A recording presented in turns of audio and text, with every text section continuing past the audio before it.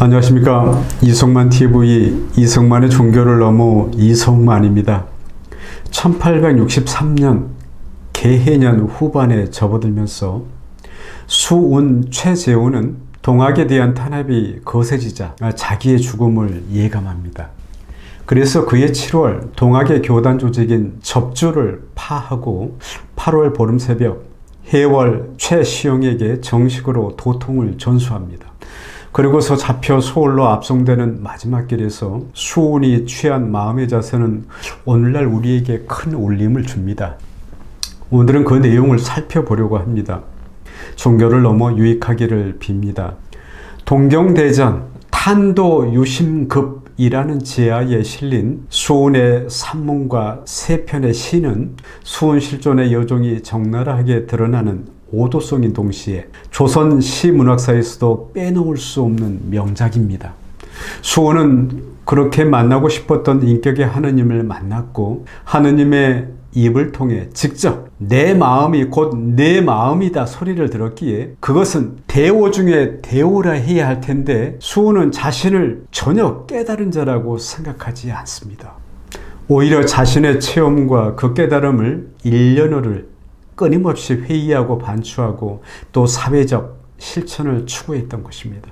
그리고 3년여의 공생애를 살다가 죄인의 목을 잘라 지나가는 무사람들이 보도록 높은 곳에 매달아 놓는 효수형으로 죽었습니다. 수운에게 진정한 깨달음이란 나 혼자의 문제가 아니라 모든 사람이 함께 깨달아 같은 삶의 개선이 이루어지는 데 있었기 때문입니다. 수운은 그것을 동귀일체라 표현했습니다. 수운은 시에서 대각의 체험을 제득일조로 즉 겨우 한 가닥의 길을 얻었다라고 표현했습니다. 대각 한 스님 대부분이 오도송을 쓰고 깊은 암자에 들어앉아 대중의 추앙을 받을 생각을 하거나 하나님을 만난 입심 좋은 목사라면 웅장한 교회 건물 지을 생각부터 하건만 수운에게 깨달음이란 겨우 헤쳐나갈 오솔길 하나를 발견한 초라한 것이었습니다. 수운에게는 인격의 하느님을 만난 것이 중요한 것이 아니라 민중과 더불어 하느님을 실천하는 여정이 중요했던 것입니다. 그것은 도올 김용옥 선생의 표현처럼 영국의 작가 버니언이 지은 기독교 우화소설 철로역정이 아니라 지로역정이었던 것입니다. 수운 오도성의 핵심은 도올 선생의 번역을 빌리자면 여기에 있습니다. 이렇게 되어 있습니다. 다행스럽게 물을 건너고 또 물을 건넜다. 어렵게 산을 넘고 또 산을 넘었다. 드디어 넓은 들이 펼쳐지는구나. 이때 비로소 대도 있음을 깨달았다 입니다. 수운이 죽음을 각오했을 때 비로소 광야를 보았고 대도가 있음을 깨달았다는 것입니다. 예수는 십자가 위에서 이렇게 외쳤습니다. 나의 하나님 어찌하여 나를 버리셨나이까. 그런데 수운은 목이 댕강 잘리기 전 이렇게 외쳤습니다. 올만한 절기가 되면 봄은 기다리지 않아도 온다. 간밤에 봄바람 한번 스치니 온 산에 온 나무가 일시에 봄이 온 것을 알지 아니하더냐 라고 말입니다.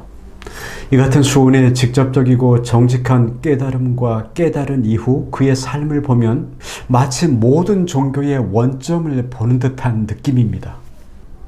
저는 하나님을 숭배하려고만 했으며 한마디로 지금도 왕정의 신앙에 매여있는 초라한 나의 모습을 돌아보게 되었습니다. 서울 베이직 교회 조정민 목사 말처럼 예수도 하나님도 종교가 아닌데 말입니다. 한마디로 수운의 다시 개벽은 종교이든 사회며 나라이든 모든 면에서 인간의 왕정 체제의 근원적 변혁을 의미하는 것이었습니다. 서양의 종교 기독교는 인간의 구원을 외치지만 깊게 들여다보면 현세적 인간 구원에는 그다지 관심이 없습니다. 개체적 삶의 존중이나 개인적 구원에 있다기보다는 구원의 배타성을 전제로 에클레시아, 교회, 즉 기독교 회중의 확대이며 교회 권위의 확충인 측면이 큽니다. 사실 예수의 복음은 개인적 구원의 체험에서 시작이 되는데도 말입니다. 오늘날 교회의 전도 행위도 가시적이고 현저적인 하나님 나라를 어떻게 살아가느냐보다 이 세상의 종말에 한 사람이라도 더 참여자를 찾는 데 중심이 가 있습니다. 그렇게 되면 이는 엄밀히 말해 기독교는 죽음의 종교가 되고 맙니다. 불교도 마찬가지인 것이 불교의 깊은 저변에는 늘 죽음의 그림자가 드리워져 있기에 그렇습니다. 어느 종교 지도자가 내세를 위해 현세를 살라고 가르치는 행위는 예수와 붓다의 말씀을 왜곡한 것이기 때문입니다. 수훈에게 동학은 종교성도 종교 조직의 우선성도 없습니다. 수훈의 사상이 오늘날 천도교라는 종교로서 깊이 이해될 수도 없고 담길 수도 없는 이유가 바로 여기에 있습니다. 그래서 종교 천도교 사람들은 수훈의 사상을 정직하게 말하기를 꺼리는 것입니다. 수훈은 죽음에 앞서 현실적인 이런 당부를 하고 떠납니다. 아마도 이 말은 종교 창시자들 가운데 처음이다 싶습니다. 이렇게 되어 있습니다. 어떠한 일이 있어도 초조해하지 말라. 경고망동해서 자기 몸과 가정을 상하게 하는 일이 있어서는 아니 된다. 동학을 하여 자기 삶에 피해가 오는 상황이라면 동학을 버려라. 우리가 꿈꾸는 이상은 하루아침에 이루어지는 것이 아니다. 다시 개벽이란 문명의 구조적 전환이며 급작스러운 사건에 의해 성취되는 그런 것이 아니다 라고 말입니다. 이 같은 수훈의 말은 배교를 의미하는 것이 아니라 외면적으로 트집 잡힐 구실을 만들지 말라는 것이었습니다. 오히려 자기의 정체성 더욱 내면화시키라는 것입니다. 결국 조직이란 진실만 있으면 언제고 다시 생겨난다는 믿음이 수훈에게는 있었던 것입니다. 한마디로 수훈은 동학을 위한 순교를 일절 권장하지 않았습니다. 또 수훈은 우리에게 조급해 말라며 이렇게 노래합니다. 하루에 꽃 한 송이 피네. 이틀에 꽃 두 송이 피네. 360일이 지나면 꽃 또한 360송이 피겠지. 한 몸에 온통 꽃이라네.